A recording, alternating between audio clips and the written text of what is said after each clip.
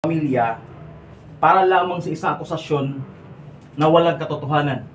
Ano ang sagot niya dyan, sir? Kaya po. Kaya sir.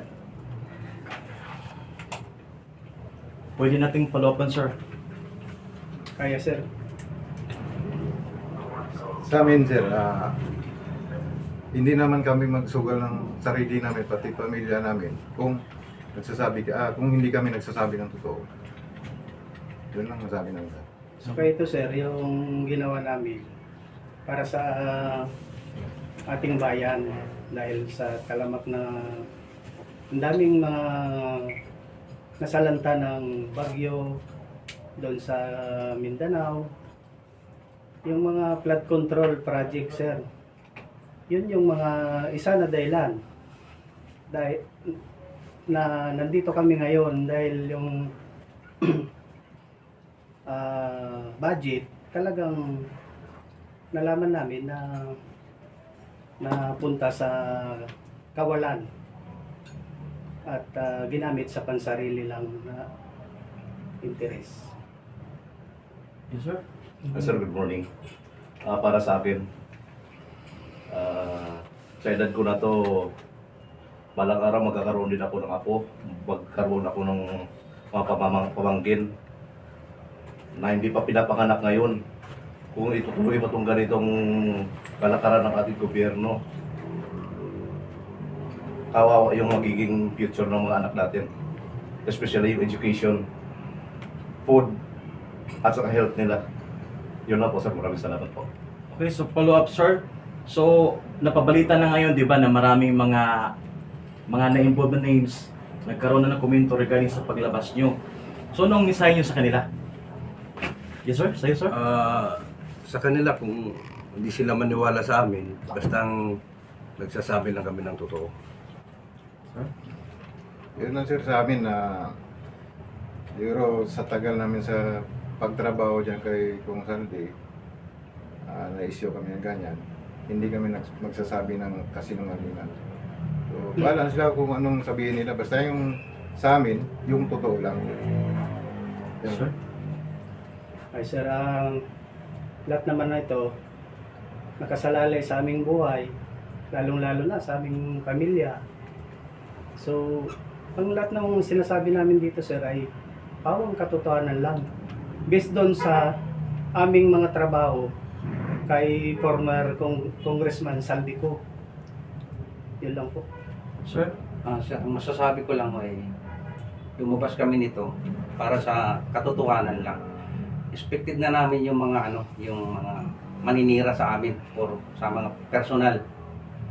Sa amin lang, pawang katotohanan lang at kung ano yung nakita lang namin. Para sa susunod na na henerasyon kasi tatanda rin naman kami, tayo lahat.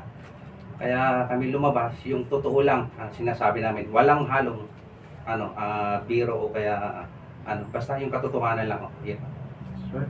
For the very beginning, sir, na sinimula namin tong laban namin na to, ang sinasabi sa amin ng abogado namin na si Atty. Levy, ang katotohanan lang ang sasabihin niya. Huwag kayong magdagdag, huwag kayong gawa-gawa ng istorya na kung anong mga istorya. Patunayan niyo kung anong totoo. Yun ang sinasabi ni Atty. Levy. Yun ang ginagawa namin ngayon. At dapat hindi nila kami dapat gaganyanin, gigipitin. Imbestigahan muna nila lahat. Una, yung simula paglabas ni Tap Orly Gutesa, yung mga kontraktor, yung mga lahat ng involved muna. From the very beginning, i-review nila kung anong pagkukulang, bakit napakatagal na to, bakit hindi pa matapos-tapos. Kaya yan ang isang rason bakit sinuportahan namin yung mga affidavit nila ni Kung Saldi at ni Tap Orly Gutesa, Master Sergeant Orly Gutesa. Okay, so this is my last question, sir. Ano ang nagtulak para ilathala regarding sa, kumbaga, revelation na to, regarding sa flood control issue na ito? Ano nagtulak sa inyo, sir? Second, sir, second. Ano ang nagtulak sa inyo para ilantad ang impormasyon na ito? Hindi na namin masigmura, sir, yung ginagawa nila. Na halos kasamahan namin lahat, nakasaksi. At sila mismo, na hindi nila alam ang perang deliver nila ay galing pala sa masama. Akala lang namin noon, kasi negosyante si boss, akala lang namin noon na in good faith galing ang pera. Pero sa namin, tuklas namin ng pumutong flood control, doon namin na pagtanto na nasa maling pamamaraan pala yung pinanggalingan ng pera po. Sa'yo, sir? Sa amin, sir, para sa akin ay yun lang nang masasabi ko, yung totoo, saka anong katotohanan. Saka yung hindi namin alam yung pera na yun na dinideliver namin sa mali-malita na yan, ay wala kaming alam talaga pagdating sa mga ganyan. Ang alam lang namin talaga ay yun nga, pagkasabi ni Sarge na negosyante si boss, yun yung namin na hindi namin alam pala na galing pala sa flood control na yan. So yun lang pang masasabi. Sir? Yun nga sir, gusto namin na matuldukan na rin yung mga kasinungalingan nila tungkol sa mga pera na galing sa flood control. At yun nga po, lumabas kami para yun na, tuldukan na namin yung mga ganitong korupsyon sa ating gobyerno ngayon. Sir? Ang sa akin lang sir na lumabas kami dahil gusto namin masuportahan yung mga sinabi ni Boss Saldi saka ni Master Sergeant Gutesa na totoo yung sinasabi nila. Kaya dito kami ngayon para suportahan namin para maging katotohanan, lumabas yung katotohanan. Sir? Para din lang, sir. Parehas lang. Last. Ako guys Last. Okay. Last. Okay. So, nagkaroon ng komento si Senator Lacson. Anong masasabi niyo sa kanya? Sa pag-discredit sa inyo, 18 na Marines. Sir, ikaw na sir. Ang masasabi ko doon sir, ay totoo lang kung ano yung nilad namin doon sa statement namin, based lang din sa katotohanan. Yun lang sir. Sir, Ganun din, sir. Kasi yan sir, yan kumbaga sa statement na rin yan, sir. Saka yung anong nakalagay sa affidavit namin, sir. At yun lang talagang totoo. Yun lang, sir. Sir, from the very beginning, sir, ganun talaga. Hindi kami nag-iimbento ng mga salaysay namin dyan, sir. Kung ano nakita namin, yun ang sinalaysay namin, sir. Kaya dapat sana, sir, usisakain, i-prioridad, ang dapat i-prioridad na imbestigahan, at para mapanatag ang lahat ng kababayan natin na bulag sa katotohanan. Yan lang po, sir. sir. Sa akin sir, siguro nasabi niya lang dahil hindi niya alam ang pangyayari sir. Pero siguro kung malaman niya yung punot dulo, siguro maintindihan niya kung bakit nasabi namin na tungkol yan sa issue na ganyan sir. Sir. Mas maganda siguro, sir, kung gano'n din lang ang ano nila sa amin is magkaroon ng investigasyon talaga, sir. Hindi ba kayo napahinaan ng loob? Wala, Sir, sir. hindi. Dito na kami, sir. Kumbaga basa na kami sir eh. So, Sir, nandito na kami, tapusin sir. Sana dapat tutukan nila kung saan ang galing at sino-sino ang susuporta sa mga ganyang aktibidad, maling gawain ng gobyerno, sir. Thank you. Next question guys. Guys, anong mas masarap na pagkain? Doon sa safe house nyo ngayon o sa bahay ni Saldi?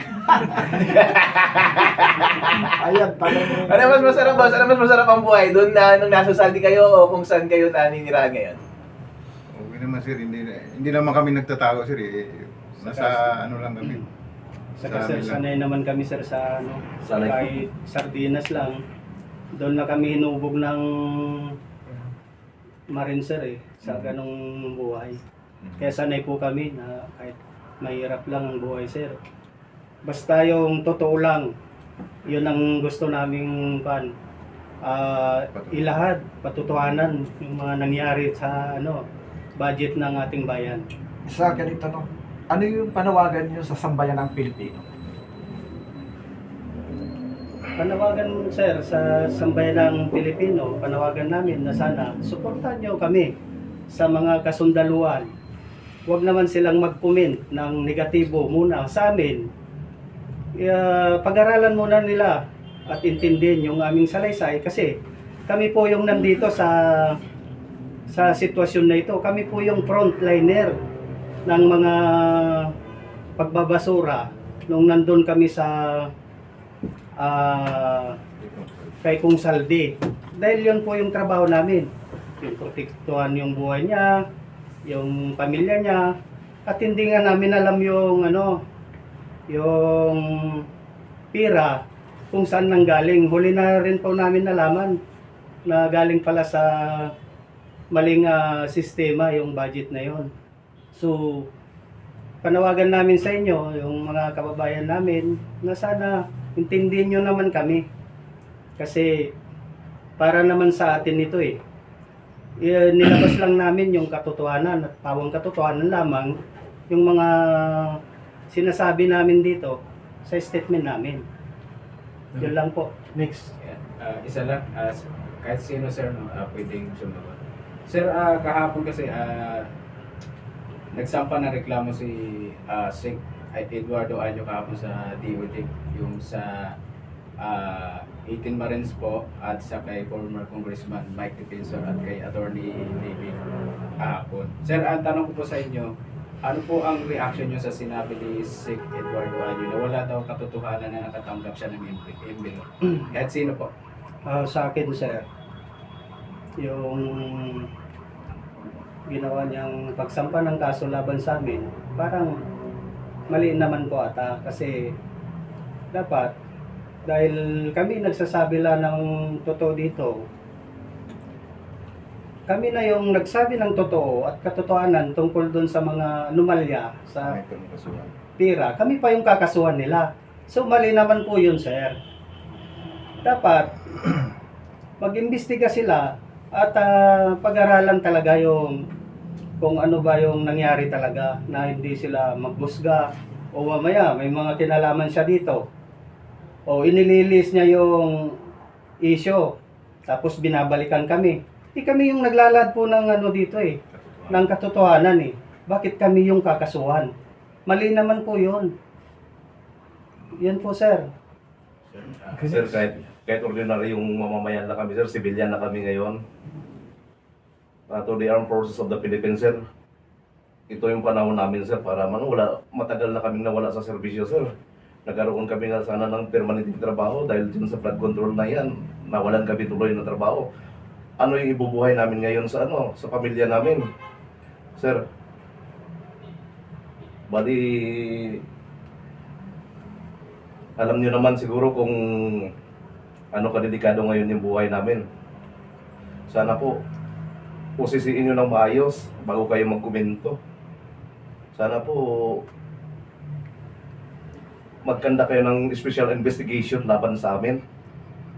Kung may mali man kaming nagawa. Kasi sa amin, sir, katotohanan lang naman ito. Kasi gusto namin matuldukan ang korupsyon ng ating bansa. Masyado nang malala. 18 point something ang utang ng Pilipinas ngayon, sir. Ano mangyayari sa future natin? Anong mangyayari sa future ng mga kabataan, mga anak natin? Mga apo natin? Sir, maawa naman po kayo. Pusisiin nyo ng maayos. At saka, bigyan nyo naman kami ng halaga bilang isang dating sundalo. Huwag nyo kaming gawin lang man na sinasabi nyo na walang credibility. Kasi sir, hindi kami gumagawa ng kwento dito, sir. Takot lang namin sa inyo. Kasi malaki respeto namin sa inyo, sir. With the rank general, with the rank of colonel. Malaking respeto namin sa inyo. Sana po maintindihan nyo kami. Dahil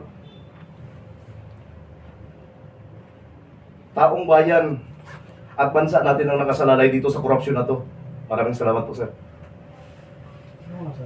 Ako na lang. Ako ba? Oh. Sir, tanong ko, nagumpisa kayo kay Congressman Saldico, kayo ba'y active pa? Negative, sir, negative. So, ano na kayo? Discharge ako sa Discharge military na. service, sir. Retired. So, mula nung lumabas kayo, sir, sa itong 18 Marines, may natatanggap ba kayong pagbabanta sa inyo na o wala pa? Basta yun, before kami lumabas, sir, ay merong nagsasabi sa amin, kung sasanib kayo at susuportahan niyo si boss niyo, Congressman Saldico, magantay na lang kayo kung anong balik sa inyo. Siguraduhin niyo lang na mapataob niyo kasi babalikan kayo. Yun ang sinasabi sa amin, sir. Verbally. So, mabigat kasi dahil binabangga natin, pader talaga. Yes po, sir. Hindi lang basta-basta pader dahil konkreto talaga.